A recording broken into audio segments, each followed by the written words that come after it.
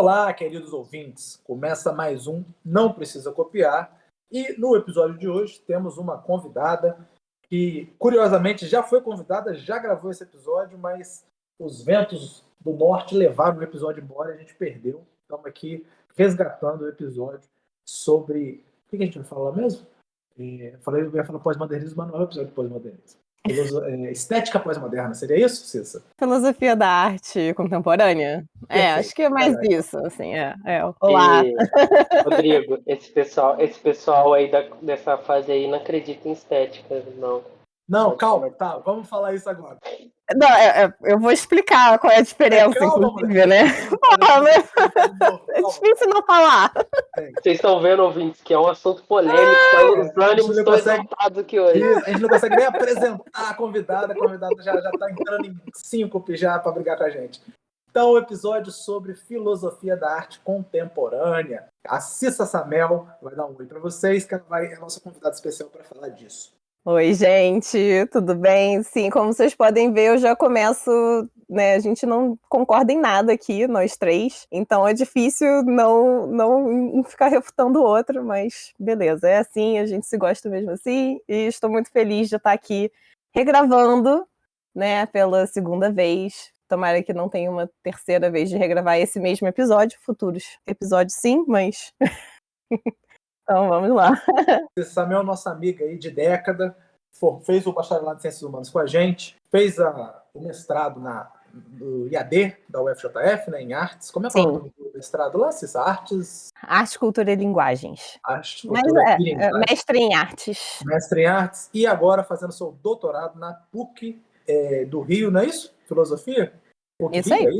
É isso, né? Uhum. Perfeito. Tá. Então, vamos lá. Cissa, só dá um panorama geral de que Isso, você não vai me apresentar, não? Eu acho que o nosso ouvinte está cansado já de um apresentar o outro aqui, né? Você não sabe que pessoa está aqui hoje. Às vezes a pessoa chegou aqui agora, ela não sabe nem do que se trata essas pessoas aqui. Você está duvidando da minha capacidade de trazer novos ouvintes para o podcast de vocês. Perdão, vou apresentar uma pessoa ilustre, né? O grande ditador do Não Precisa Copiar, ditador agora, né? Porque ele vai ser derrubado em breve. A gente vai ter que botar um prazo aí para derrubar ele da sua direção do Não Precisa Copiar. Pedro Cortar. Fala um oi pra galera aí, Pedro. Olá, ouvintes. Olá, Cissa, como é que você tá?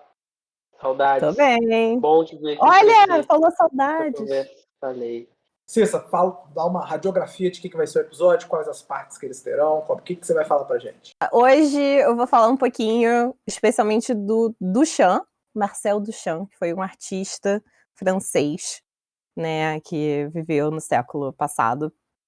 E falar um pouquinho sobre diferença entre estética e filosofia da arte, assim, que estão sempre muito juntas, né, interligadas, mas que têm as suas nuances, assim, e as mudanças que ocorreram, né, durante o século XX para uma mudança, assim, de forma de abordagem, né, de estética e filosofia da arte, né, assim, num geral é isso, né, o meu foco vai ser o Duchamp e uma passagem ali de o que guia essa análise, se é o que é o belo, né, essas categorias estéticas mais modernas, ou virando já, né, a partir da arte contemporânea, que é uma guinada dada a partir da produção do Duchamp, de o que é arte.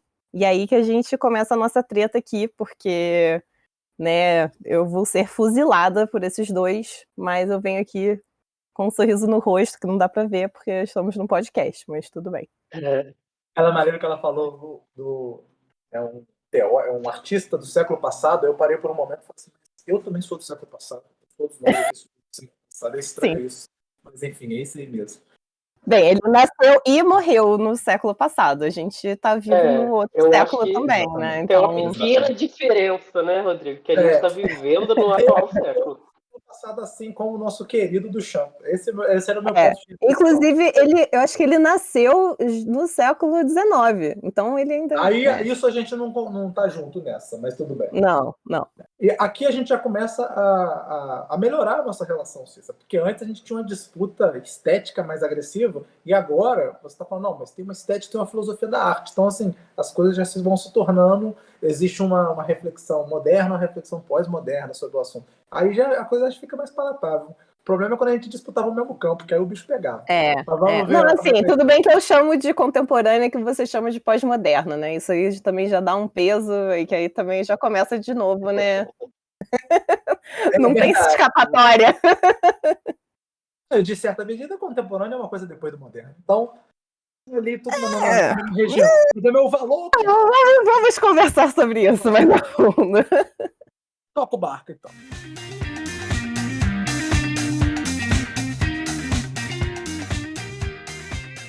Bem, então, como um pano de fundo, assim, né, uma contextualizada sobre essa questão, essa virada no século XX, sobre a forma de abordagem de como a gente trata e estuda artes, né, eu acho que é importante a gente passar um pouco também pela história da arte. Não vou voltar aqui muito, mas vou fazer um panoramazinho, assim, porque é importante para a gente entender o que o Duchamp, né, o Marcel Duchamp fez para mudar tanto assim, né, a forma que a arte é vista, como ela é estudada e como ela é produzida, especialmente, né. É importante a gente sempre lembrar que o que a gente geralmente estuda em história da arte, seja em currículos na escola ou em faculdades, né, pós-graduação, normalmente, né, os manuais ou livros tradicionais são eurocêntricos, são brancos, né, são ocidentais, têm uma noção progressivista da arte, né? Então, num sentido de que ela começou muito rudimentar, que técnicas artísticas foram sendo aprimoradas e melhoradas e seguindo uma lógica de que a arte era uma forma de você representar o mundo fidedignamente, né, de uma forma fidedigna. Então, quanto mais exato e mais parecido com a realidade, melhor era. Então, era dotado desse valor de quanto mais exato, mais precisa a representação, melhor era uma obra de arte, né? Então, no Renascimento, questões sobre técnicas de perspectiva que foram surgindo mais à tona, né, em comparação com, por exemplo, pinturas do período medieval, que são mais planas, assim, você não tem tanta profundidade, né, proporções são um pouco diferentes, né? Então, que a gente vai tendo, então, essa progressão e um estudo de progressão, assim. Existe já hoje em dia, né, já há algum tempo, um certo movimento, tanto de incluir mais mulheres, né, fazer um revisionismo histórico para incluir mais artistas mulheres, né? Tem um texto muito interessante da Linda Nochlin, que é Por que não tivemos grandes mulheres artistas, né? De como toda uma sociedade machista propiciou uma forma que não deu espaço para essas mulheres serem incluídas nos livros de história, ou mesmo não ter o espaço ali no circuito da arte daquele momento em que elas estavam vivendo, né? Sem contar também com movimentos decoloniais que a gente tem hoje em dia, que, né, tirar o foco um pouco da Europa e dos Estados Unidos, esse lado, né, da civilização ocidental, como uma forma de abranger mais como que a arte é feita pelo mundo, né, e não só seguindo essa progressão europeia, né, do lado desde o Renascimento, período medieval, né, assim, bem, ao contrário, né, período medieval primeiro, Renascimento, né, e romantismo e tudo, até chegar de paradigmas, assim, de questão de como que a arte é representada, porque não mais a gente está olhando para uma arte que quer ser, representar a realidade. Então a gente... Sim. Em algum momento você falou com a gente, de conversa nossa, que a fotografia teve um papel importante nisso. É nesse momento já? Que que os artistas perceberam que não dava para concorrer por causa da fotografia e eles mudam o foco. É aí, nesse ponto? Sim, sim. Então, obviamente, a fotografia foi essencial, não é o único motivo por essa mudança de forma, mas foi muito emblemático, né? Ter uma tecnologia que em poucos segundos, né, conseguia reproduzir muito bem a realidade, né? Assim, obviamente a gente olha, né, comparando com a tecnologia de hoje em dia e fala assim, nossa, mas eram super embaçadas as imagens e tudo, mas são detalhes que são capturados ali por uma câmera fotográfica que aí já meio que perde o sentido de você fazer um retrato familiar, você pagar um pintor, sendo que você pode pagar um fotógrafo e vai ser bem mais rápido, provavelmente mais barato, né? Então tem já uma obsolescência também desse papel de um pintor como... Né, tem um texto muito interessante do Walter Benjamin, né? Vocês falaram, já fizeram um podcast aí de Escola de Frankfurt, imagino que vocês tenham falado sobre ele. Não escutei, perdão, amigos, mas... Falamos sim, falamos da Aura. Exato. Então, ele tem um texto do A Pequena História da Fotografia. Ele fala 100 anos depois da criação da fotografia, que foi ali nos meados do século XIX, né? Com o Daguerre, o Niepce, eu não sei exatamente como é que pronuncia, que é um nome bem estranho, mas, né, que teve os daguerreótipos, né, e os pioneiros da fotografia, e que aí a pintura em miniatura, né, então imagina, que nem a gente tinha, antigamente a gente imprimia fotos, né, que a gente tirava as fotografias em câmeras com filme, né, aquelas 10x15, você podia pedir para fazer o retrato, um retrato seu. Então, ou de alguém e tudo. Então, esse retrato em miniatura virou obsoleto, né? Por que você vai pagar para uma pintura se você pode ter uma fotografia que vai ser até mais exata? Então, assim, tem essa obsolescência da técnica em si, né? E de funções de usar a pintura, por exemplo, né? Que eram usadas em outros trabalhos, outras funções que não só expor em uma galeria ou em um museu.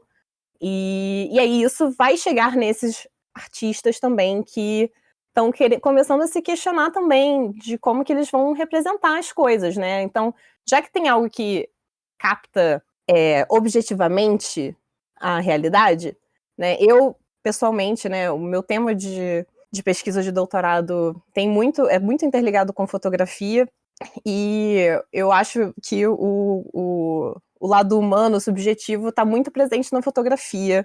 Não é só simplesmente uma técnica objetiva. Mas, de qualquer maneira, a gente tem uma técnica que tem uma pretensão de ser objetiva, pelo menos. E aí, no olhar desses artistas, na virada do século XIX para o XX, né, assim, final do XIX e início do XX, a gente falou assim, eles já estão fazendo isso para mim, né? Então por que eu preciso me dar o trabalho, né? Como que eu posso explorar minha expressão artística, né, para olhar de outra forma? E aí que a gente tem o Monet, né, por exemplo, né? Tudo se inicia com o Manet, com desafios de questões de certos detalhes na pintura, na representação, que já começam a não ter tanta profundidade. A gente vai deixar de tratar uma pintura como uma janela que você está olhando, né, como se você estivesse olhando através de uma janela. É uma metáfora que é muito usada para representações fidedignas, assim, né, da realidade. E você começa a tratar a pintura como pintura, que é tinta num quadro. Então eles começam a planificar, né? Então a planaridade é uma coisa muito, muito presente no modernismo, né? Então, que às vezes fica parecendo uns desenhos de criança, né? Assim, então, mas é um questionamento de, tipo, como é que eu consigo transformar essa coisa 3D em 2D? O Monet começa a usar, né, a questão retiniana, né? Assim, e o Duchamp também vai pegar isso mais para frente. Mas, então, como que a luz chega aos meus olhos? Qual é a minha impressão? Por isso, impressionistas, né? A impressão que chega no meu olho e como que eu consigo representar isso rápido numa tela. E aí eles começaram a fazer pinturas ao ar livre, não mais pinturas só em ateliê, e então precisava ser rápido. Como que essa luz que está aqui agora, nesse instante, como é que eu consigo capturar ela? Então tem uma certa mudança, então não tinha uma preocupação de preencher necessariamente o quadro inteiro, né? São traços mais fluidos, assim, né? Não é tão meticuloso necessariamente. Então isso dá esse aspecto mais embaçado, colorido do impressionismo, né? Tô muito tagarela ou não querem fazer nenhum comentário? Deixa eu só me pontuar. Então, o que você está narrando, tivemos um momento de crise do pensamento estético, por assim dizer, né, de qual era o objetivo. Antes tínhamos uma certeza que era a representação do mundo real. Quer dizer, o máximo de realismo possível. E aí desenvolveu milhões de técnicas para tentar passar essa realidade. E de repente vem a fotografia e outros elementos que você comentou, pode o rolê, e aí a gente tem que procurar um outro caminho, né? A pintura tem que se ressignificar. E aí vem o impressionismo. Sim. Seria isso. O impressionismo é uma tentativa de fazer algo diferente de a representação pura e simples da realidade. Perfeito até aqui? Exatamente. Tá. Então é esse questionamento dentro da arte, né, pelos artistas, de assim, tá, qual que é a nossa função então? Porque antes tinha uma função decorativa e funcional, de certa forma, né, porque tinha esse papel de ser a forma de representação. Inclusive de fotografia, né, como você falou. Quer dizer, a função de tipo, guardar a família ali, você botava toda a família bonitinha e pintava o quadro. Exatamente. Então, e aí tá, e agora? O que somos nós, né? Então é uma crise estética, sim. Né? Ainda não tem uma ruptura tão grande quanto a gente vai ver no Duchamp, porque a gente se mantém ainda nos limites dos pilares e das molduras, assim, de certa forma. Então a gente ainda tem, basicamente, quando a gente está falando de arte, e também uma outra ressalva, arte, quando eu falo aqui, eu geralmente estou falando em artes visuais, né, assim, que em certo momento foi chamada de belas artes, depois de artes visuais, enfim. Então tem vários estudos, inclusive, né, sobre isso, de como que a arte é denominada ao longo dos anos e como que, né, então, mas só a gente tem um momento, né, com a representação de ser as belas artes e depois passar para ser artes visuais, foi. Só fazer um comentário que meu microfone não estava funcionando também, e aí depois o editor é o Rodrigo mesmo, ele que lute. Eu achei muito interessante como essa mudança, né, da dinâmica do ato de pintar altera também a proposta do artista. Então ele sai do estúdio e aí ele tá ali num momento fugaz, a luz ali daquele momento, ele tem que capturar não a imagem precisamente, por causa das outras questões também, mas também por causa disso, que é muito rápido, né? Ele vai perder aquela luz ali daquele momento que o sol, ele tá sempre em movimento. Então ele tem que capturar essa experiência. O filme do Turner, que acontece isso, que ele viaja todo dia, um lugar específico, na hora certa, para pegar a mesma luz todo dia para poder pintar. Eu não assisti esse filme, então não sei. Pedro? Esse mesmo. Filmaço. Mal, tem que ver isso. Verei. E tem uma série de pinturas do Monet, por exemplo, que é uma catedral, que ele faz... Agora eu esqueci exatamente o nome, eu posso colocar no link depois para vocês colocarem na descrição de referências durante do episódio, mas que ele pega vários momentos da mesma, assim, ângulos... O mesmo ângulo, se eu não me engano. O mesmo ângulo, mas... O Google tá dizendo Catedral de Rouen. De Rouen, Rouen em isso. português. Rouen!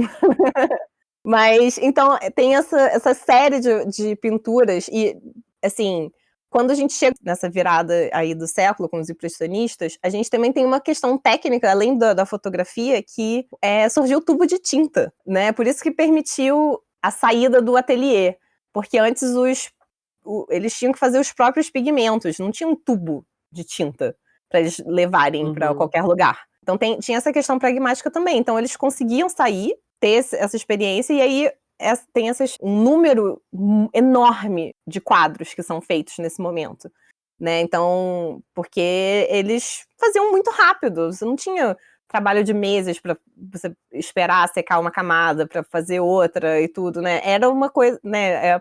Mistura de tinta aqui, uma textura da pincelada que vai surgindo ali, né? E aí o Monet vai pegando, né, essa questão aí que você falou da fugacidade, da luminosidade, das questões climáticas, porque mesmo se você vai no mesmo lugar, no mesmo horário, todo dia, a luz pode estar diferente por conta das nuvens ou, né, enfim, o tempo ao longo do ano vai passando, então o ângulo do sol muda.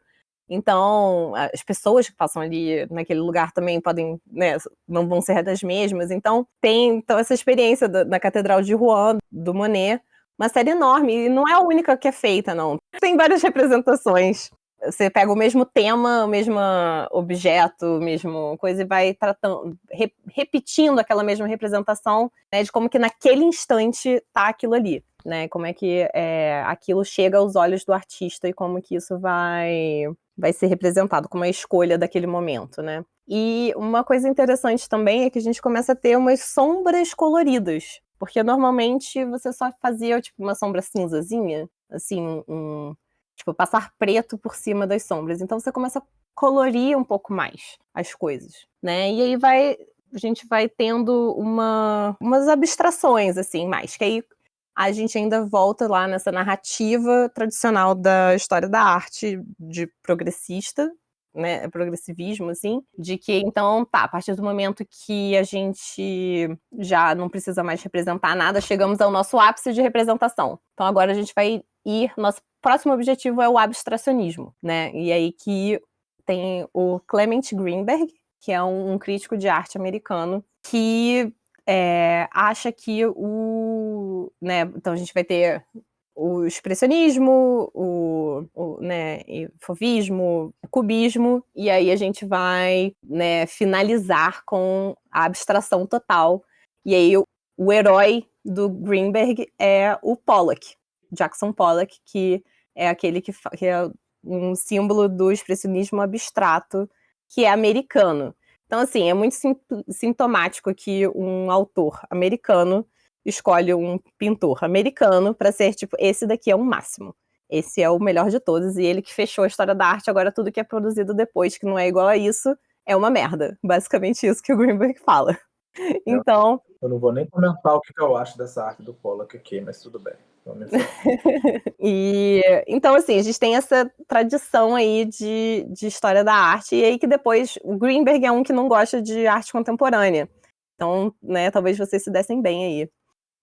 Um pouquinho, porque pelo menos das críticas da arte contemporânea. Não, o pessoal conhece a obra do Pollock também, porque hoje em dia no TikTok tem um monte de gente com um balde pintando igual o Pollock, aí prende um balde no teto assim, solta e vai ficar pingando lá no quadro. Mas a técnica do dripping do Pollock não era com balde pendurado, ele que colocava, assim, né? Ele jogava e tudo, mas era sempre na mão, não era... Eu sei. Tipo, eu sei você que não, solta e vê eu só tô debochando. Eu só tô debochando, comparando ele à galera do TikTok. Mas eu acho que essa é toda a nossa questão, que a gente se desentende. Não tô defendendo o TikTok, não, tá? Mas na questão de que você... que não é só porque algo não é tecnicamente complexo, que assim, a pintura do Pollock é muito complexa, né, tecnicamente também, mas visualmente, se é uma coisa, isso aqui é fácil de reproduzir, ou é fácil de produzir, não quer dizer que ela tenha menos valor, sabe? Não sei. É exatamente isso. Exatamente isso que a gente discorda bastante, né? Eu acho que tem valor, porque, né, tem toda essa inserção dentro do contexto, tem muito de resposta a coisas que estão sendo feitas naquele momento. Então, da mesma forma que o impressionismo é uma resposta à representação fidedigna da realidade, a fotografia, né, o minimalismo e o abstracionismo é também uma resposta a essa questão representativa, entendeu? De representatividade, né? Representação. Essa é a palavra, na verdade. Né? E então existe esse jogo, assim, em contraponto. A gente não tá isento e não tá não é isento, mas a gente não tá sozinho no mundo, não tá isolado da nossa realidade, do que nos circunda, sabe? Então assim, não perde valor por conta disso, porque, tipo, eu não preciso fazer o que eu vou fazer de novo e como é que eu posso inovar aqui, nesse momento, né? Então, vamos só retomar o fio antes da gente ir para a parte da porradaria. Nós chegamos na arte mais abstrata que tem, de acordo com esse crítico literário aí, seria o Pollock, é isso? Sim. É ele que seria o ápice de tudo. Mas eu tô me adiantando um pouco, na verdade. Eu cheguei no Pollock, mas eu nem falei do Duchamp, né? Que é o foco daqui, mas assim, né? Então... O Pollock ainda parece um artista, né? O Duchamp é agressivo. Bem, vocês também sempre implicam com o Andy Warhol, né? Que foi o meu tema de mestrado. E que também, né? Do mesmo jeito que o Greenberg escolheu o Pollock como o herói dele, o Arthur Danto, né? Que é também um filósofo americano, escolhe o Warhol como quem deu o pontapé para a arte contemporânea. Né, que Ouvinte, você, por esse programa aqui, pela Cissa dizendo que esse era o tema do mestrado dela, você imagina o quão sofrido foram esses 2 anos de mestrado dela com a gente perturbando ela. Nossa Senhora, A sorte é que ela tenso, fazia em sim. outro prédio.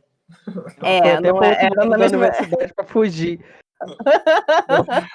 Perturbação. Eu fui pro outro morro da universidade, porque eu não aguentava mais escutar.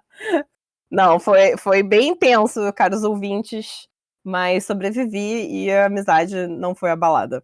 Enfim, então a gente tem essa iniciada na arte contemporânea, né? O Danto fala que é o Andy Warhol que iniciou isso, mas, assim, é bem estabelecido hoje em dia, na questão de teoria, que o Duchamp, que foi quem pelo menos deu os primeiros indícios, né?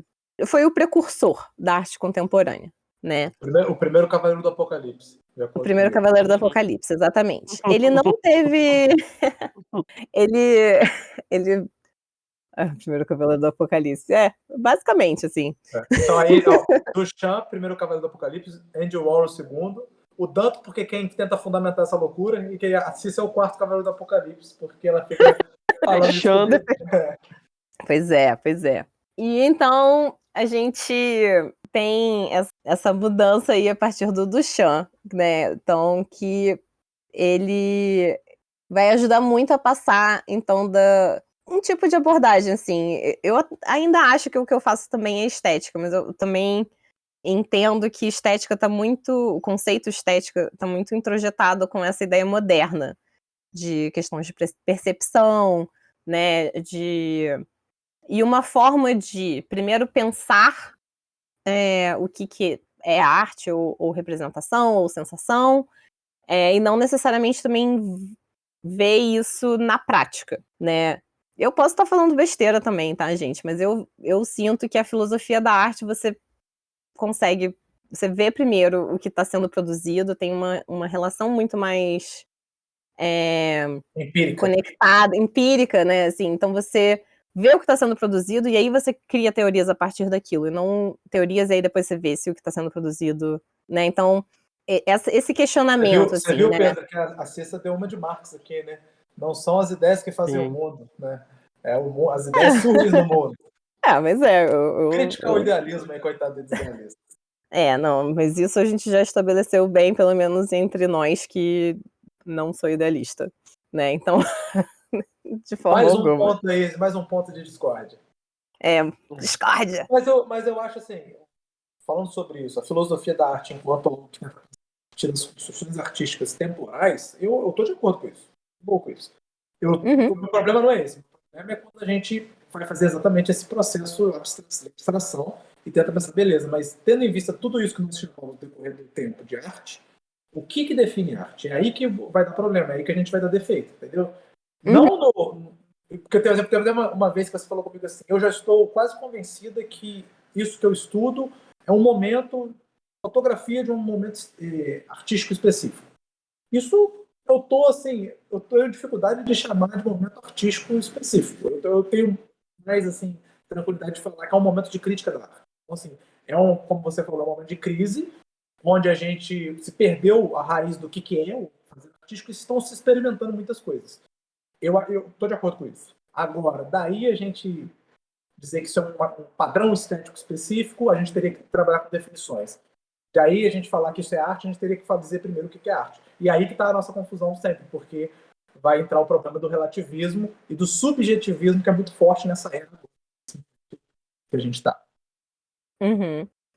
Mas então, aí que a gente começa a discordar mesmo, porque eu acho que a gente não precisa ter essas categorias. Eu acho que a arte contemporânea abre espaço para a gente analisar essas experimentações caso a caso, assim. Eu não acho que você precisa ter uma caixa para descrever ou conter essas coisas, né? Essas produções artísticas Definir, todas. né? Que é o problema.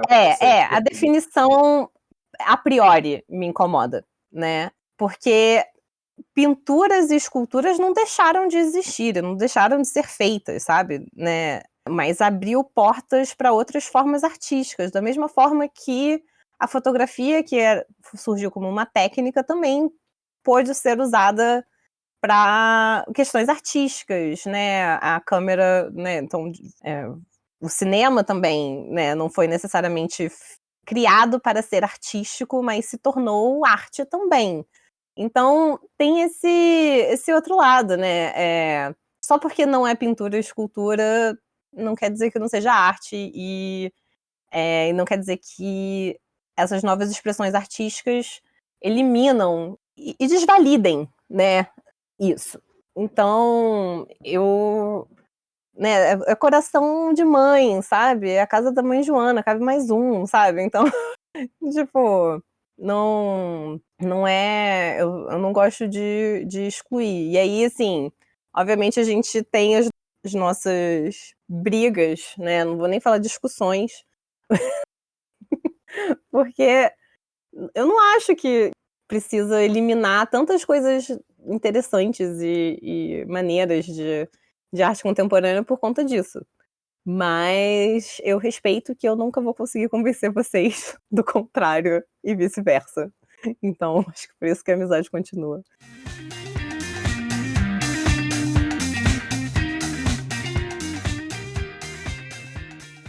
Estamos no Danto. Aí o Danto é o pensador que entendeu que Andy Warhol fez... Andy Warhol? Duchamp fez alguma coisa incrível. Vamos lá, a partir daí. Não. O Danto fala mais... Tipo, ele reconhece o Duchamp, mas ele coloca como o Warhol como o personagem principal de pontapé para a arte contemporânea, né? Porque a arte contemporânea é datada ali da década de 1960. O Duchamp é agora, tipo, maioria, né, bem estabelecido nos teóricos atuais, né? A gente tem, por exemplo, o Thierry Deduve, a Rosalind Krauss, um texto mais recente também da Helena Filipovic, que falam da importância do Duchamp nesse momento histórico, né, no século XX e tudo. Ele veio de uma família de artistas, também tem outros... os irmãos dele são artistas, e ele experimentou com vários estilos, assim, ele fez algumas pinturas meio impressionistas.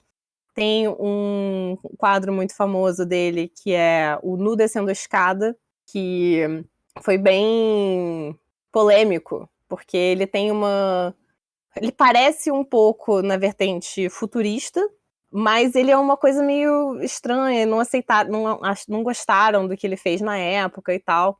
E ele nunca teve muito reconhecimento em vida, assim, ele trabalhou com outras coisas no mundo da arte e tal, mas o principal não era ele ser artista. E então o Duchamp vai, né, morar nos Estados Unidos, né, ele era francês, mas foi morar em Nova York. E aí tem toda a história fatídica do mictório, né, da fonte, que esses dois aí adoram, né? Adoram reclamar dessa história, pelo menos. Fatídico é a palavra correta. Fatídico. A gente não poderia definir melhor. Que basicamente era o Salão dos Independentes em Nova York. Então, todos os artistas que queriam começar a carreira ou qualquer coisa assim podiam enviar obras de arte para essa exposição. O Duchamp fazia parte do comitê na avaliação dessa exposição, mas tinha no edital, né, na chamada, que todas as obras de arte seriam aceitas, todas elas que fossem submetidas seriam aceitas. E aí o Duchamp, como sacana que é, ele falou assim, haha, então vou criar discórdia aqui, e ele envia, sob o pseudônimo do Richard Muth, um mictório virado, né, deitado, assinado, R. Muth, 1917, e enviou.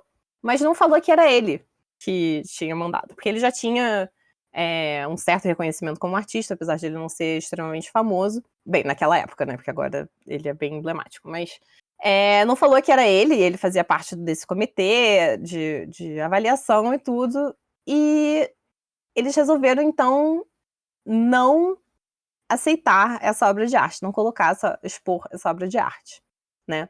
E aí, por quê? Naquela época, mictórios não podiam ser arte, né? Assim, não tinha uma prerrogativa antes de um objeto que industrializado ou que já existia, você colocar num pedestal e se tornar arte. Mas esse é um questionamento, né? Assim, de tipo, é só porque tá num pedestal que é arte, é só colocar no museu porque é arte. Então é um início de um autoquestionamento do que é arte aí, né? Que ainda tem mais dessa história, mas... Momento trágico, ouvinte. O quarto Cavaleiro do Apocalipse fala a frase: naquela época, um mictório não podia ser arte. Isso aí é o fim. Vamos em frente. Apenas naquela época. Não, que agora pode, mas, gente. Nada Agora impede. tá liberado. Inclusive, vários vasos sanitários existem aí na arte, né?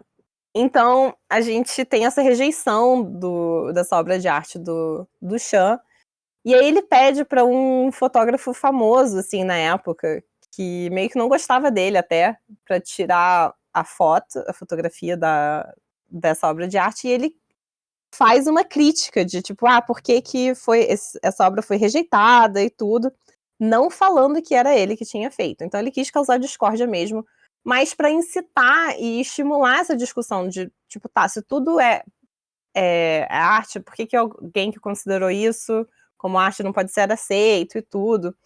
E isso é o que ele faz, ele usa bastante e que ele cunhou essa ideia do ready-made, né? Que é um objeto que já existe no mundo que você transforma em obra de arte, né? Então, ele tem uma obra de arte, por exemplo, que é uma pá que fica pendurada no teto e o título é algo como Em Antecipação a um Braço Quebrado, né? De tipo uma pá de tirar neve.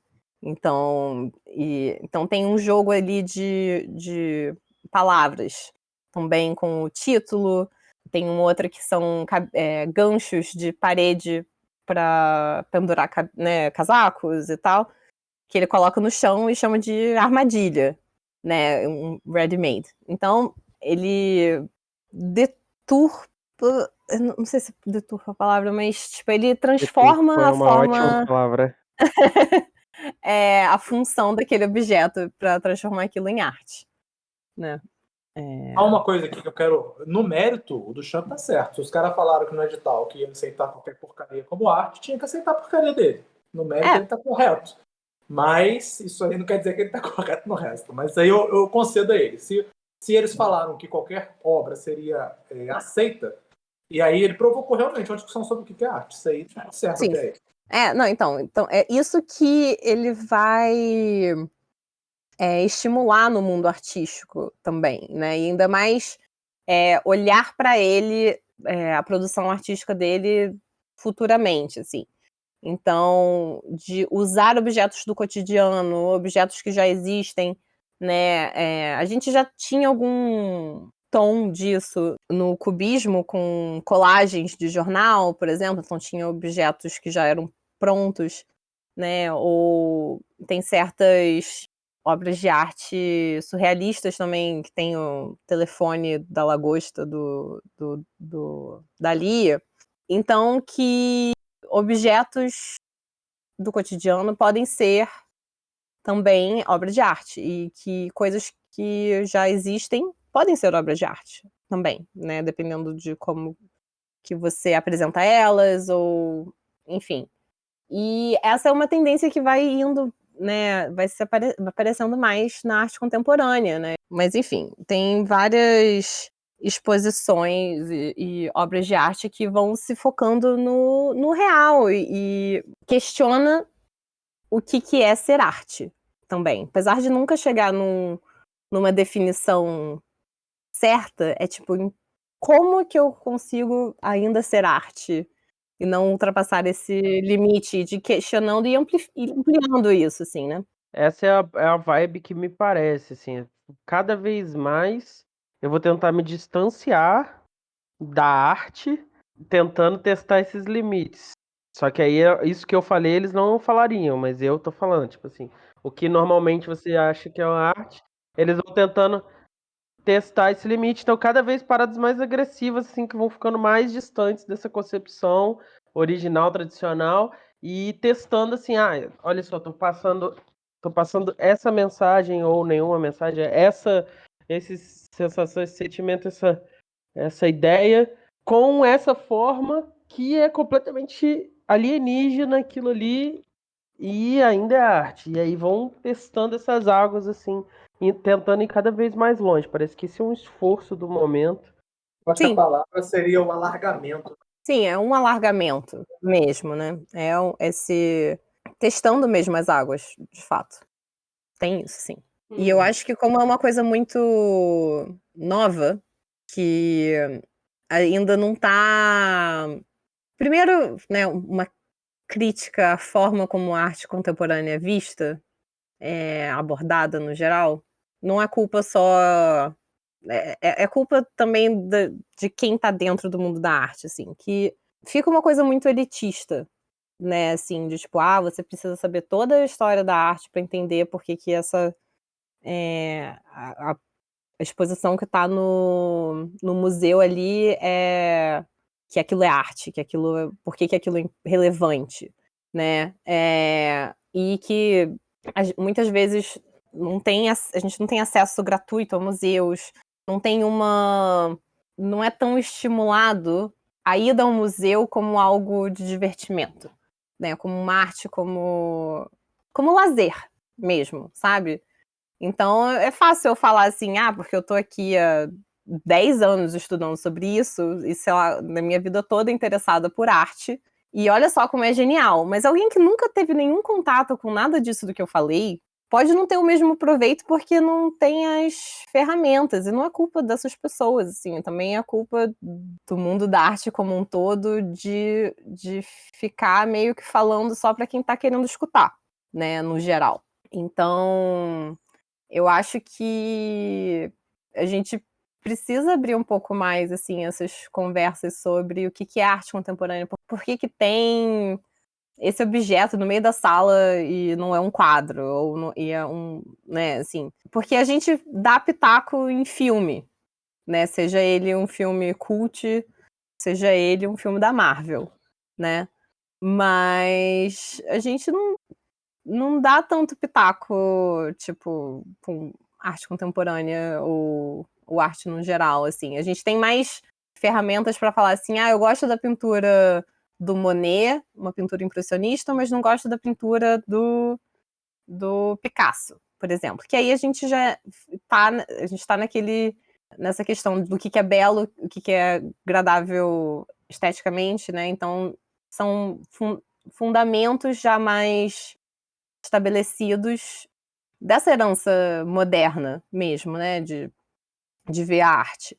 Então, quando a gente começa a questionar, ter esse questionamento mais existencial, né, da arte em si, fica difícil de propagar isso, né? Mas o que é importante também, que a arte contemporânea permite, por conta dessa testar as águas e tudo, de tratar, por exemplo, de questões políticas e sociais, né, de ser uma válvula de escape, seja, né, por exemplo, fotografias da Cláudia Andujar, né, do Xingu, mostrar a realidade deles, né, você ter acesso àquele grupo. Ou uma das artistas que eu estudo é a Rosângela Renaud, ela tem uma série, ela trabalha com fotografia, né? Eu sei que eu tô saindo um pouco da pintura e artes visuais, né? Tô indo pra fotografia, que é o meu tema de estudo agora, mas ela faz um levantamento de monumentos que foram feitos a Lenin no leste europeu e como que eles eram antigamente, como eles estão agora, né? Questionando um pouco a presença, né, assim, de toda a região que era a União Soviética e o que aconteceu com essas esculturas, né, esses monumentos depois da queda do Muro de Berlim, no fim da União Soviética e tudo. Então, questionando politicamente o lugar daquelas representações em espaço público, né, através de um apanhado de fotografias, né, que foram expostas juntas. Um outro projeto dela que é genial, que é o Rio Tópico, né, #Rio Tópico, que ela convidou pessoas que moravam, né, moradores ou pessoas que transitam por bairros no Rio de Janeiro que têm nomes utópicos. Então, pensa assim, Morro da Liberdade, eu tô com um livro aqui do lado, então, deixa eu ver aqui, ó, temos Mundo Novo, Parque Alegria, né, Bairro do Encantado. Então, todos esses nomes idílicos, assim, que normalmente são bairros de periferia, né, são favelas, né, são regiões que têm uma realidade social diferente do que o nome indica, né? Mas ao mesmo tempo não foi ela lá fazer essas representações, ela chamou as pessoas que moram lá para elas tirarem essas fotos, porque obviamente tem um viés da pessoa, do forasteiro ali daquele lugar. Então, a obra de arte contemporânea, tipo, ela coordenou e aí juntou essas fotografias das pessoas que moram lá, deu voz para essas pessoas para representarem do jeito que elas queriam o lugar onde elas moram, né? Então, por mais que a premissa seja, né, o nome em si dá esse rio tópico de ser esse contraste, né, da realidade com o nome, você também vê imagens felizes, assim, né, de crianças brincando no meio da rua, né, festas de carnaval, tudo. Enfim, então esse é essa mudança de permitir outras formas de expressão artística, né, que começou lá com o Duchamp, foi tomando outras formas e foi também se modificando ao longo dos anos, que dá pra gente ter coisas como essas, assim, né? E essa foi a minha palestra sobre como a arte contemporânea é maneira. Eu não alcancei essa conclusão ainda. Esse foi meu TED Talk, né? Ai, é porque eu gosto muito e eu queria muito que as pessoas aproveitassem e tivessem o mesmo gosto que eu tenho de ir num museu ou de ver uma performance sabe? E é pra ser pra todo mundo. Então é essa a minha motivação, assim. Bom, Eu já fui em alguns museus dos dois tipos, né? Com aquelas coisas clássicas, assim, e tal. E essas coisas mais irreverentes aí que você gosta. E a impressão que eu tenho é só que eu não preciso ler a caixinha que tem do lado e o outro precisa, sim. entendeu? Mas isso pode ser, assim, um problema meu, né, cognitivo. Mas de qualquer jeito, tem Não, uma não é coisa que não. eu vi esses dias, né, faz um tempo, na verdade, que eu vi, que era um robô que foi feito que ele fica vazando o óleo e ele fica tentando puxar o óleo pra dentro de si de novo. E a gente é muito levado, né, pela nossa biologia a humanizar as coisas, né? E esse foi uma dessas obras contemporâneas que eu não precisei que ninguém me explicasse o que era, me dizer o nome, tal. Olhando o robô, logo depois de umas 2, 3 puxadas de óleo, assim, eu já comecei a sentir uma agonia diretamente causada em mim, entendeu? Sim. E eu acho que essa é a grande questão para mim. As outras obras que não são dessa estirpe, elas me causam uma sensação direta, assim, imediata. E imediata também. Eu já não sei se eu tô sentindo a coisa certa. Não importa. O que eu gosto Sim. é que eu fico ali. Eu não lembro o nome do quadro, mas eu fui num museu na época que eu tava no intercâmbio e tinha uma criança num quadro, assim, a criança no canto do quadro, mas o olho dela era um negócio, o olhar dela era um negócio tão fascinante. Eu fiquei uns 20 minutos ali só encarando aquela criança do canto do quadro. E eu não sei o nome da obra, não sei quem pintou, nem lembro qual museu tava. Eu só tenho essa experiência na minha memória e quando eu vejo qualquer obra de arte, para mim é inevitável comparar a essa obra, que eu nem sei o nome, nem sei o autor, que não tem conexão dela nenhuma com o resto da história da arte. Eu só sei que aquela experiência estética ali foi reveladora, porque eu encarei aquele olhar e comecei a pensar um monte de coisa, e minha mente ia e vinha e tudo mais. Então eu acho que o meu grande problema é esse. Tem coisas diferentes, vou concordar que tem coisas diferentes. É um desafio, né? Você testar o que pode ser transformado em arte ou não. Eu acho que mais falha do que é bem sucedido. Pelo menos isso aí é o que eu encaro dessa situação. Agora, Mas assim, você sente isso com qualquer quadro que você vê? Não são todos os quadros ou todas as esculturas que te fazem se sentir dessa forma, entendeu? Não, eu entendo o seu lado que mas eu acho que é mais. mais Sim. bem sucedido nisso, nessa autonomia, do que essas outras coisas aí. Mas eu também, pensando, né, enquanto você falava, eu fiquei assim também, a gente tá, bem ou mal, no começo disso, né? Assim, já Uhum. tem uns anos, mas talvez a gente ainda tenha que se encontrar. Porque a gente Sim. sabe que, igual o cânone da filosofia, o cânone da literatura, o cânone das artes, igual tem os nomes lá que a gente registrou que tá guardado no livro, tem um monte de outras pessoas que caíram no completo esquecimento, né? Que ficaram Uhum. para trás. Então talvez a gente esteja nesse momento mesmo assim de transição, e aí uma hora a gente vai descobrir, ou até, né, eu eventualmente vou morrer e as próximas gerações vão já nascer criadas nesse ambiente onde elas já estão conseguindo entender a coisa diferente. Não sei, eu tô muito, sabe o que? Eu tô muito positivo hoje, porque a gente tem uma diretriz aqui de não antagonizar convidados, isso, diferente do Ah, nosso dia a dia, que a gente quer aham, ouvir aham. justamente o que você tem a dizer, ou o que a Laís teve a Sim. dizer e tudo mais. Por isso que eu tô positivo, mas realmente o meu principal problema é esse da autonomia da experiência estética, de eu parar na frente da obra, Uhum. olhar para ela, ouvir ela e sentir alguma coisa. E tem certas coisas que eu simplesmente, assim, eu não vou nem discutir o critério, né, que seria outra questão de determinar um critério, muito mais complexa, mas tem coisas que eu simplesmente acho que é uma interação, né, uma instalação, não sei eu dizer ao certo. Então eu fui num negócio uma vez, num desses museus aí. Você sabe o nome do cara que tem umas estátuas gigantes? Tipo, tem um garoto gigante deitado em posição fetal? Eu tava Peraí, tentando eu acho que achar. É o é Hong Mueck. Mueck. É, Hong É. Mueck. Eu tava tentando Isso. achar isso Eu pra fui falar no, disso. eu fui nesse cara, eu vi as estátuas desse cara. Um negócio impressionante, assim, realmente uma riqueza de detalhes impressionante. Não, E é meio hiperrealismo. perturbador.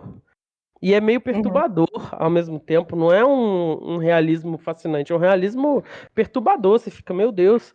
E aí, Grotesco, né? num desses museus aí que eu vi uma obra dele, tinha uma sala assim que você entrava, e aí você perdia completamente o parâmetro de localização.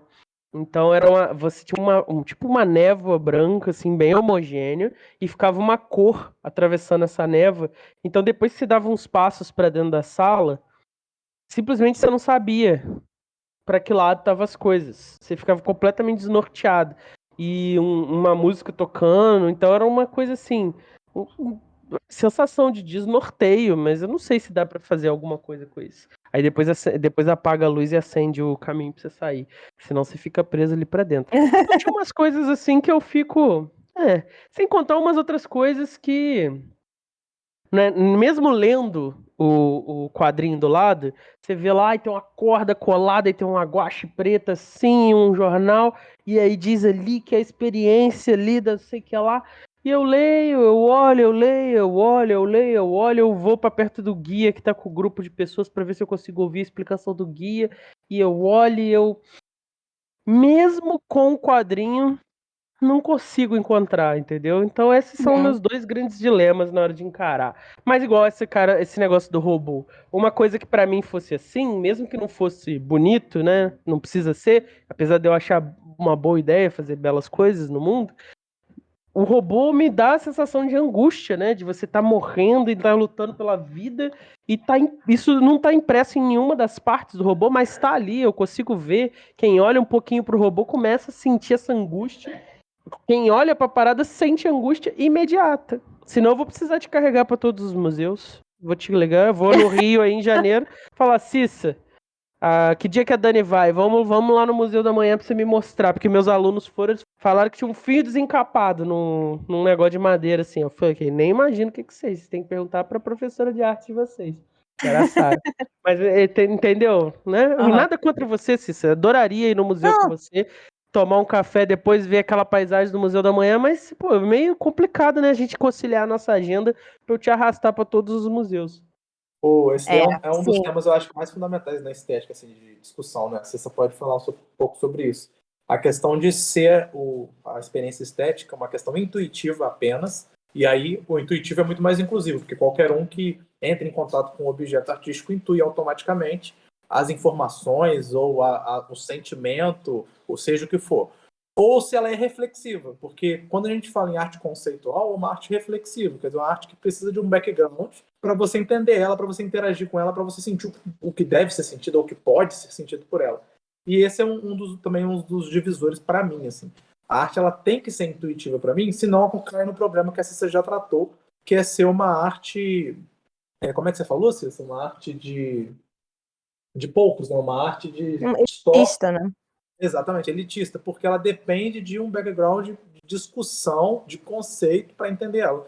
Então, meu principal problema é esse. A arte eu tenho que bater o olho e falar, nossa, primeira coisa que eu tenho que falar, que é um problema meu com a Cissa e com o Fagner, é eu não consigo fazer isso e poucas pessoas conseguem fazer um negócio desse. Que é a questão da técnica que a gente discorda. E o outro é que eu preciso intuir automaticamente, eu não preciso do texto me explicando, eu preciso intuir isso. Então, esse daí do robô que o Pedro falou, vou até procurar, porque é interessantíssimo.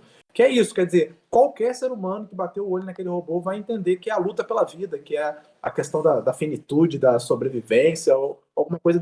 É uma angústia. O artista, de alguma maneira, tentou passar um sentimento de angústia. Então, eu acho que essa questão é uma questão também que. Eu nem sei se divide a gente, porque eu acho que a Cissa concorda com tudo isso que eu falei. Só Uhum, que para ela não é concordo. um critério absoluto de definição do artístico, e para a Eu gente acho parece que ser. isso é interessante. Eu não concordo com o critério da técnica por si só. Eu acho que ele é menor.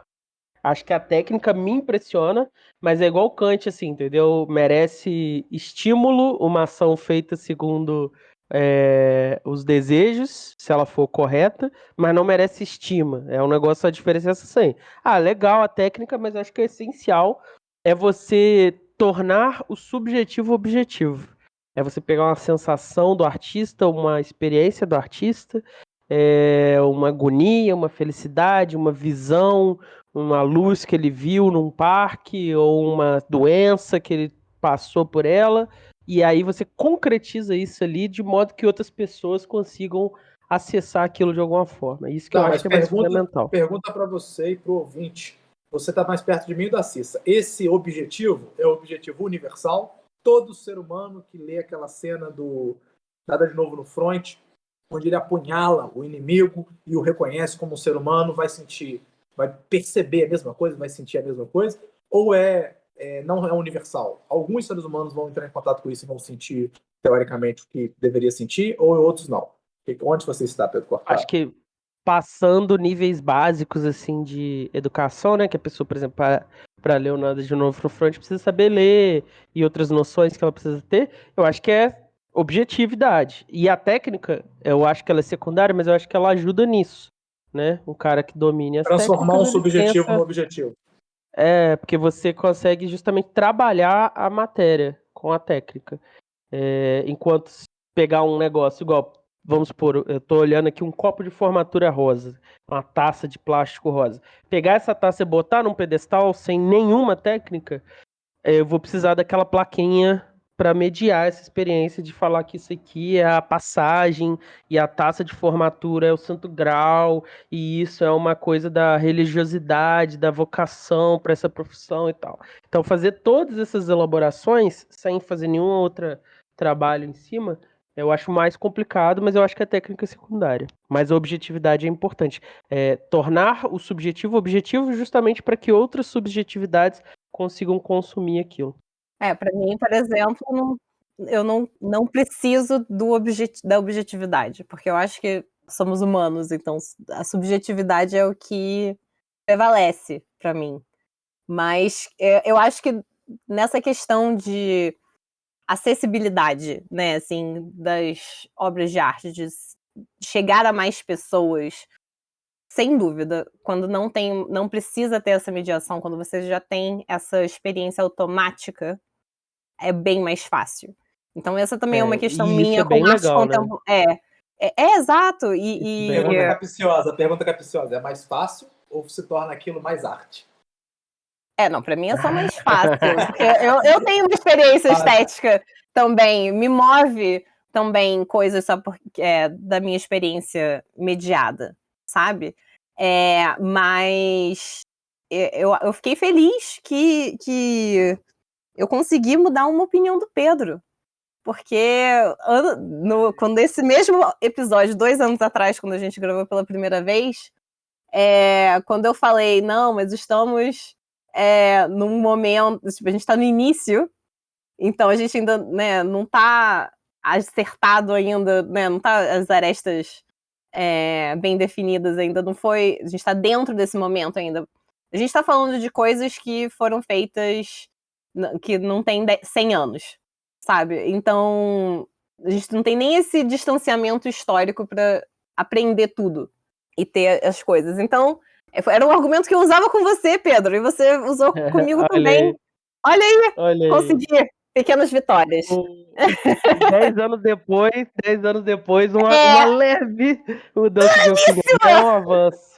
Mas eu vou te falar, eu fui ler Ferreira Goulart para bater na Cissa, e o Ferreira Goulart me deixou mais assim, aberto a Cissa. Porque o que aconteceu? O Ferreira Goulart ele defende que são linguagens, né? Então, até conversei com essa Cissa isso uma vez, tem as diversas linguagens, e de alguma maneira, as expressões artísticas diferentes, elas estão tentando se comunicar. Isso é muito mais aberto do que eu era antes. Então, assim, talvez um dia eu aceite a arte contemporânea como um tipo de linguagem artística. Não cheguei nesse ponto ainda, mas pode acontecer. Sim. Pois é, mas eu acho que a gente concorda nesse sentido de que uma experiência mediada dificulta um pouco a apreensão de uma obra de arte. Aí, assim, aí vocês vão falar que, né, aí já é mais questão de validar aquilo como arte ou não. Para mim, ainda aquilo é arte, porque é uma definição que não cabe só à minha experiência pessoal, né? É tanto a pessoa que produziu aquilo, o museu para colocar, ou galeria, ou espaço público de expor aquilo como arte. Então, assim, é todo um sistema que valida aquilo como artístico, né? Obviamente, a sua experiência é importante também, mas não é a única coisa, né? Então assim, eu acho que é parte falta de perspectiva histórica do momento que a gente está para a gente realmente aprender 100%. Isso porque, por exemplo, os impressionistas não eram aceitos em muitos salões e exposições lá na virada do século, no final do século XIX, porque não achavam que o que eles faziam era arte, sabe? E eles iam expor nos salões de fotografia, né? Então, eu sinto um pouco isso, assim, também com pessoas que não gostam tanto de arte contemporânea, né? Assim, então, pode ser, eu acho que tem um pouco disso, assim, de Tá falta chamando a gente de... de ranzinza. Yes! Tô sim. Porque vocês são um pouquinho, né? Conservadores, Convenhamos. tradicionais. É, É, tradicionalista. tem que ser pra frentex. Antiquados. Antiquado é uma boa palavra. Antiquados, exatamente. Mas eu concordo com vocês também, com essa questão de ser tocada pela obra sem mediação. Eu tento, quando eu tô num museu, não ler primeiro a legenda, o papelzinho com a legenda do quadro, ou da obra, ou da instalação, ou o que seja. Eu tento ter essa apreensão. Eu não desvalido isso que vocês estão falando, que é importante para Naturalista, vocês, né? entendeu? Uma coisa bem Mas naturalista. sim, tipo, vou chegar e o que isso me traz? Sem eu saber nada daquilo ali, sem eu saber de quem que é e tudo. É um certo teste comigo mesma de, tipo, ver se eu consigo saber quem que é o artista sem ler a legenda e tal. É, um pouco. Mas também de, tipo, o que eu consigo aprender daquilo só eu. Não, como que aquela obra me toca sem eu precisar ter essa mediação, né? E, obviamente, eu tendo algum histórico de leitura de legendas e de teoria da arte, eu já vou ter uma predisposição de ver aquilo de uma certa forma também, né? De tentar achar pistas do que aquilo tá querendo me causar, se causa desconforto ou não, enfim, se aquilo me traz uma calma, se é uma coisa imersiva, enfim. Então, para mim, eu acho que é importante o que vocês falam também, mas para mim vai além também. Eu acho que tem o seu lugar também essa parte mediada, né? Já tive pessoas que me falaram que, tipo assim, nossa, né, agora eu gosto de ir no museu, porque eu fui com você e eu dei uma aula de história da arte, né, enquanto eu estava no museu, sabe? Mas não é necessário também, né?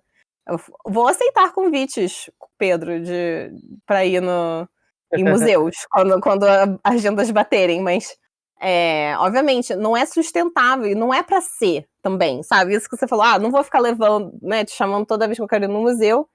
Mas essa que é a minha questão também com o acesso à arte contemporânea. Não é para precisar ter sempre isso, né?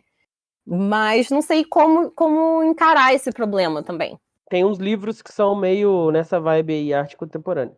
Mas a gente sempre tem discussão com as pessoas, assim, por exemplo, mérito dessa literatura mais fácil, tranquila, divertida, e o mérito da grande literatura, né? Dostoiévski. Aí, Sim. quando eu tinha lá 14 anos, eu não conseguia ler nem O Senhor dos Anéis direito, entendeu? Eu achava muito difícil aquela leitura. Eu reli ano passado, depois de anos, e tava bem mais tranquilo, porque eu já tava com uma bagagem de leitura muito maior. Então, o Fagner, né, que é o exemplo que eu sempre cito, ele começou a vida literária dele lendo Paulo Coelho, e depois ele virou fã de Dostoiévski. Então, tipo, você já ir direto pro Dostoiévski, não duvido que tenha gente que tenha feito isso. Mas eu acho muito difícil também, né? Então, às vezes, realmente tem que ter essa educação, esse fortalecimento aí dos seus músculos artísticos, mas o ideal seria um mundo onde a gente tenha lá o famoso museu, né? Os famosos metrôs de Moscou, São Petersburgo, não lembro agora qual das duas, que tem lá obras de artes bonitas lá, para o trabalhador tá indo pro trabalho, olhar e tudo mais. Essa democratização mesmo desse consumo. Sim, eu sou super a favor dessa democratização da arte, né?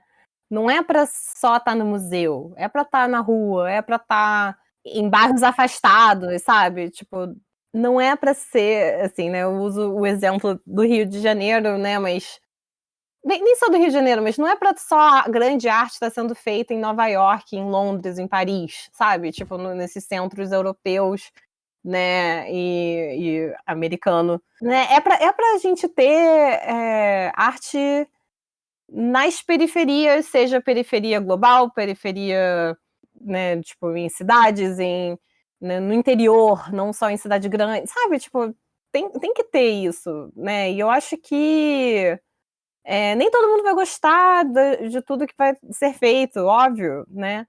Mas eu acho que tem muito espaço aí pra gente olhar para a arte como lazer, apesar de ser o meu trabalho, né? Assim, eu estudo isso. Eu acho que seria um pouco hipócrita eu falar assim, não precisa de interpretação mediada, sendo que basicamente o que eu faço é mediar a interpretação de obras. Sim, seria difícil.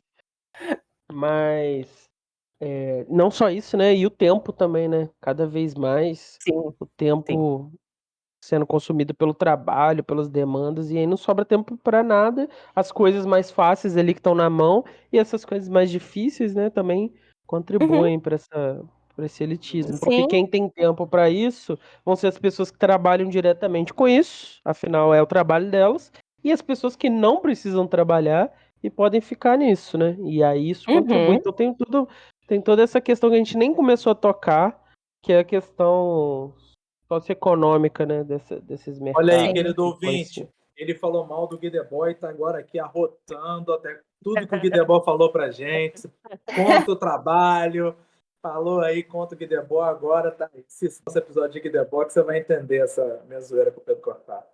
Beleza, escutarei. Mas é isso? Acho que é. Arte contemporânea é legal.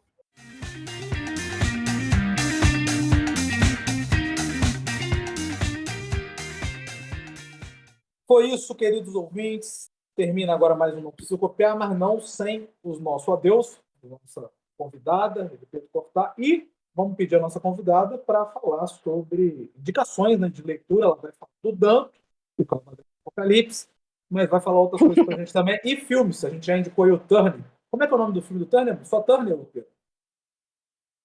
Deve ser, Turner. Eu vou É com o procurar aqui. Rabicho. Quem O é fã Rabicho. de Harry Potter aí é o Rabicho do Harry Potter. Então, Cissa, fala aí para a gente, Nossa, dá o tchau e fala as Mr. indicações. Mr. Turner, 2014. Mr. Turner. Poxa, eu não tinha preparado indicações, não. Eu tinha me esquecido dessa parte do. Mas Claramente obrigada pelo assim, convite. 2 anos, pô. Aí eu queria demais.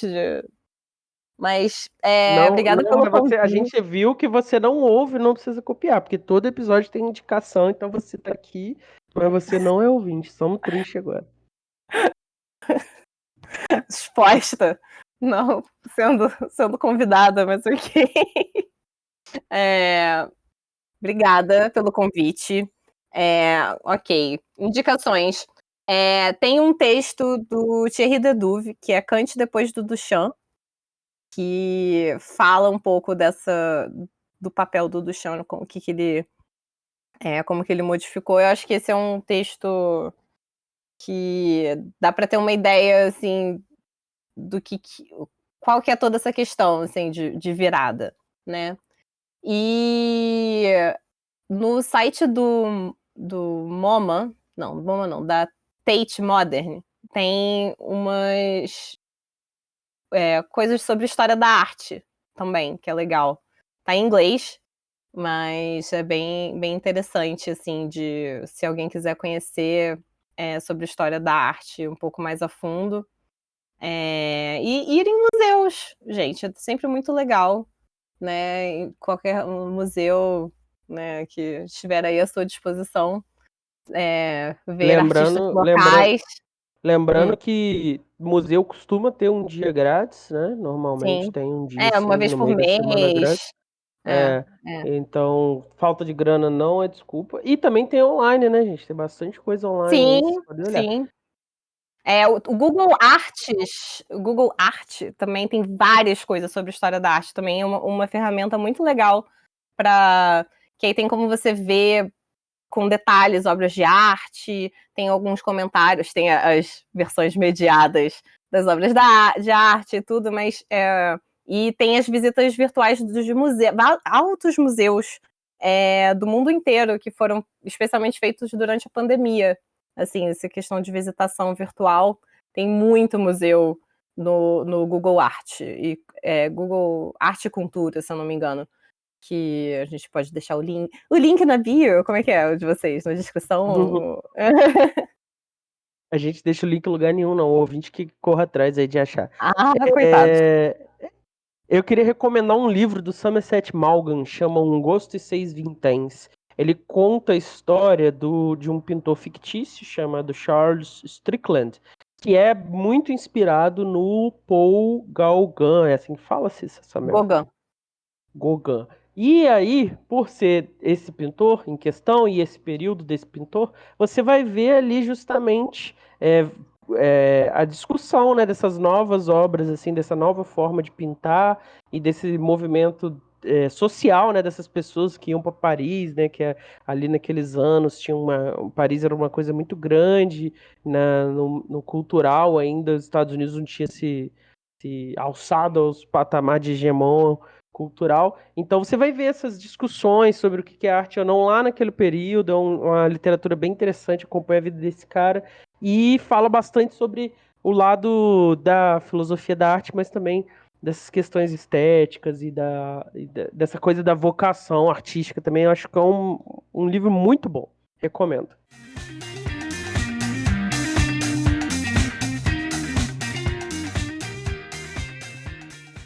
Bom, o Rodrigo foi embora.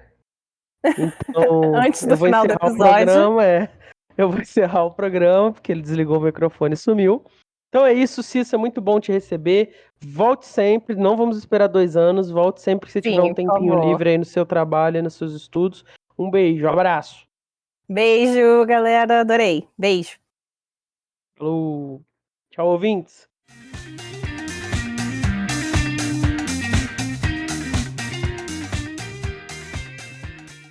Estou muito sensibilizado porque é Natal de novo.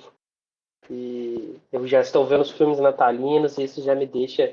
Se bem que não, né? Esse episódio aqui vai sair depois do Natal. Cancela. Não é Natal, não estou mais sensibilizado. Retiro o que eu disse. Estou de férias Estamos em em janeiro. Saudades janeiro. Eu estou revogadas. rabugento. Estou gravando em janeiro, estou rabugento aqui, estou indignado com essa gravação no meio das minhas férias. Tô puto. Ok, saudades revogadas. Entendi. Saudades só válidas em dezembro. Só em dezembro. Janeiro já não tem mais saudade. É isso aí. É.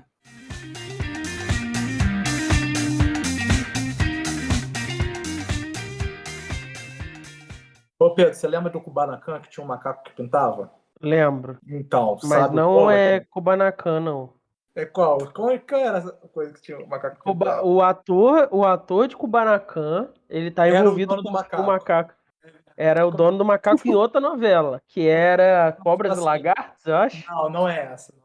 Depois a gente acha pro ouvinte aqui. Que o ouvinte tem que Macaco ver que o macaco Pintor, pintava novela da Jackson Globo. Pollock. Igual o Jackson Pollock.